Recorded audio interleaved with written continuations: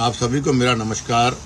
सबसे पहले मैं हृदय की गहराइयों से आभार व्यक्त करता हूं उन सभी बड़े नेताओं का, समाज के सम्मानित व्यक्तियों का और लाखों समर्थकों का और चौधरी भजन लाल जी के करोड़ों अनुयायियों का, जिन्होंने मेरे पिताजी स्वर्गीय युग पुरुष चौधरी भजन लाल जी के सम्मान में, उनके संघर्ष और योगदान के समर्थन में खुलकर अपनी आवाज को उठाया और यह सिद्ध कर दिया कि सच्चाई कभी अकेली नहीं होती।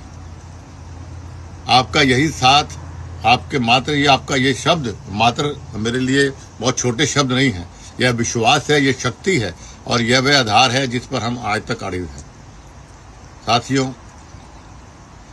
कुछ नाम समय के साथ बड़े नहीं होते और कुछ नाम समय को महान बना देते हैं। कुछ लोग पद से बड़े होते हैं और कुछ लोग अपने कर्म से इतने ऊंचे उठ जाते हैं कि पद भी उनके सामने छोटे पड़ जाते हैं। चौधरी भजन लाल जी एक नाम नहीं, एक युग थे। एक ऐसा युग जिसमें संघर्ष था, जिसमें सेवा थी और जिसमें जनता के लिए जीने का संकल्प था। उन्होंने राजनीति नहीं की, उन्होंने जन सेवा की। उन्होंने कभी शोर नहीं किया, लेकिन उनकी आवाज आज तक लोगों के लिए गूंजती है, उनका काम गूंजता है। उन्होंने कभी काम का प्रचार नहीं मांगा, लेकिन जनता ने उन्हें समय सम्मान दिया। कुछ लोग इतिहास पढ़ते हैं, कुछ लोग इतिहास रचते हैं, वो उन्हीं में से थे। उन पर प्रश्न नहीं उठते, ऐसे महान नेताओं से उदाहरण दिए जाते हैं। साथियों, मैं आपको यह स्मरण करना चाहता हूँ, इतिहास कोई अफवाह नहीं होती और एक जन नेता की विरासत कोई खिलौना नहीं होता जिसे कोई भी चाहे अपनी सुविधा के अनुसार तोड़ मरोड़ ले। मेरे पिताजी ने अपना संपूर्ण जीवन जनता की सेवा में समर्पित किया। उनका हर कदम दर्ज है, उनका हर निर्णय जनता के हृदयों के अंदर विराजमान है। कहते हैं कि सूरज पर धूल फेंकने सूरज कभी रोशनी कम नहीं करता, बल्कि धूल फेंकने वाले की आंखें अंधी हो जाती हैं।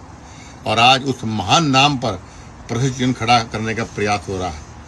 मैं स्पष्ट और निर्भीक होकर कहना चाहता हूं कि रेखा जी, आपका वक्तव्य मात्र एक भूल नहीं, यह आपकी सोच की दुर्बलता का परिचारक है।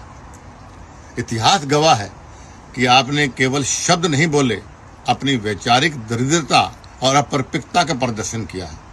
जिस नाम को मिटाने की आप कोशिश कर रही हैं, उस नाम ने प्रदेश की तकदीर और तस्वीर लिखी है। आप जैसी नौसिखिया राजनीतिज्ञों को शायद यह नहीं पता कि इतिहास पढ़ना आसान है, लेकिन इतिहास रचने के लिए खून पसीना एक करना पड़ता है। चौधरी भजन लाल जी एक व्यक्ति नहीं, एक संस्था थे। उन्होंने सत्ता की कुर्सी नहीं, लेकिन लोगों के दिलों पर राज किया है। जब आप उन पर सवाल उठाती हैं तो आप केवल एक बेटे को नहीं, बल्कि उस हर गरीब, किसान और मजदूर को चुनौती देती हैं जिसकी आवाज मेरे पिताजी थे। इतिहास पर बोलना सरल है रेखा जी, किंतु इतिहास को समझना और उस पर जीना और उस पर रचने के लिए संघर्ष करना, इसके लिए जिगरा चाहिए, औकात चाहिए। इतिहास में सही कहा गया है कि औकात से ज्यादा अगर किसी को मिल जाए तो बहुत कम लोग उसे पचा जाते हैं। ये रेखा का भी यही हाल है। कम से कम उस राज्यसभा के पद की गरिमा तो आप रख लेते हैं कि आपको राज्यसभा में थोप दिया गया। यही ऐसी नौसिखिया बात आज प्रदेश के अध्यक्ष ने करी। बड़े खुले शब्द में मैं उस पर निंदा करता हूँ, विरोध करता हूँ इस बात का। एक ऐसा व्यक्ति जिसे खुद की चलो कोई औकात नहीं, लेकिन आप प्रदेश के अध्यक्ष के रूप में बैठे हो, इसलिए बीजेपी ने आपको चाहे थोपा या बनाया है। चौधरी भजन लाल जी सम्मानित व्यक्ति को के आगे जी या चौधरी लगाना उसकी समझा नहीं आपने। कैथल में आप जाके बोलते हो कि ये उनके उस लुगाई का व्यक्तिगत बीजेपी का कोई लेना नहीं है, और यहाँ आप कहते हो कोई भजन लाल जी के बारे में बोला ही नहीं और कोई जी नहीं, चौधरी नहीं। ये आपकी औकात है, ये आपकी हैसियत है, आपको भूलना नहीं चाहिए। आज आपकी सरकार पे बनी तो कुलदीप बिश्नोई की वजह सरकार सत्ता पर आप पहुंचे थे।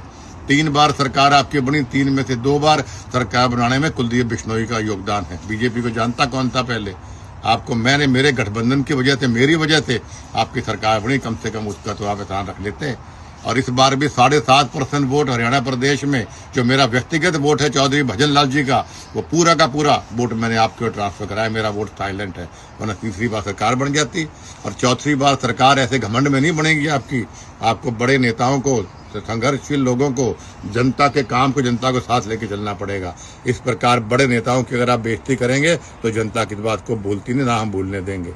मैं आपको स्पष्ट शब्दों में कहना चाहता हूं कि मुझे मजबूर मत करिए आप लोग कि मैं कोई ऐसा कदम उठाऊं कि आपको दोबारा अर्थ से फर्श पर लेकर आ जाऊं। मैं भारतीय जनता पार्टी का एक अनुशासित सिपाही हूं, इसलिए आपको ये चुनौती दे रहा हूं, वरना कदम उठा चुका होता मैं।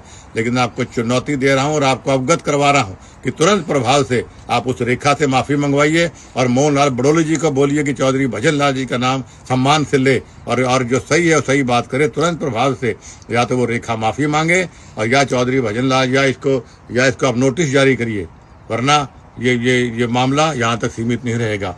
और मैं फिर दोहराना चाहता हूँ कि मुझे आप मजबूर मत करिए कि मैं वही पुराना बब्बर शेर हूँ। शेर को आप पिंजरे में रख सकते हैं, लेकिन शेर के नजदीक जाने के हाथ लगाने की हिम्मत कोई कर सकता नहीं है। कुलदीप बिश्नोई आज भी वही बब्बर शेर है जो पुराने जमाने के अंदर था। एक बार पुनः मैं तमाम मेरे साथियों का और तमाम उन वरिष्ठ नेताओं का हाथ जोड़ के मैं आभार व्यक्त करता हूं जिन्होंने आज भी चौधरी भजन लाल जी का सम्मान अपने शब्दों के रूप में किया, चाहे वो मुझे टेलीफोन करके किया हो या आपने सोशल मीडिया पर लिखकर किया हो। मैं दिल की गहराइयों से सभी का सम्मान करता हूं। आपका बहुत बहुत धन्यवाद। नमस्कार।